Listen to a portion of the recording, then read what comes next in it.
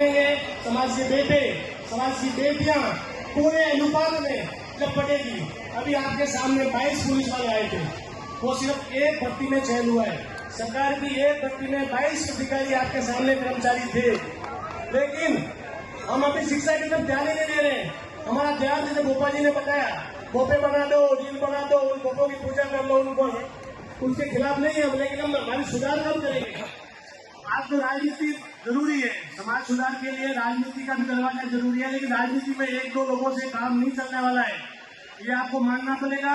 राजनीति में 2-4 लोगों से काम चलने वाला नहीं है, 2-4 घरों का भला होगा, लेकिन शिक्षा होगी तो अंतिम 200 किलोमीटर किसी झोपड़ी में बच्चा पढ़ रहा है ना, किसी गरीब की झोपड़ी में, वो भी शिक्षा लेके भी आगे बढ़ेगा, अधिकारी बढ़ेगा, कर्मचारी बढ़ेगा, तो उस झोपड़ी वाले घर का भी भला होगा। राजनीति में 3-4 लोगों का भला होगा, ज्यादा भला होना है नहीं, ये वास्तविक बात है। इस बात को स्वीकार करनी पड़ेगी।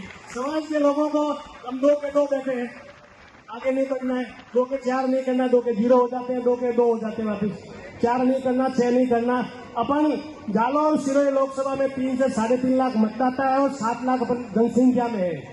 हमारा प्रतिनिधित्व होना चाहिए, लेकिन तुलनात्मक रूप से इतना नहीं है जितना होना चाहिए, क्योंकि हम तालियां बजा के, रील बजा के रवाना हो जाते हैं और सुबह जाके भूल जाते हैं कि समाज सुधार के लिए, समाज के बच्चों के लिए, समाज की आने वाली पीढ़ी के लिए हमें क्या करना है। इतिहास में जो चीजें लिखी थी वो तो गई, लेकिन आगे वाला इतिहास क्या होगा, समाज का भविष्य क्या होगा, ये हम सब मिलकर तय नहीं करेंगे तो ये मेरे चलते रहेंगे, आप और हम भाषण देकर चले जाएंगे, सुबह शाम सब गुम हो जाएंगे। तो मेरा सभी पंचों से, समाज के बड़े बुजुर्गों से निवेदन यही है कि आप ज्यादा से ज्यादा अपने आसपास के एरिया में समाज के बच्चों को, बच्चियों को समान अनुपात में पढ़ाओ और कोशिश करो।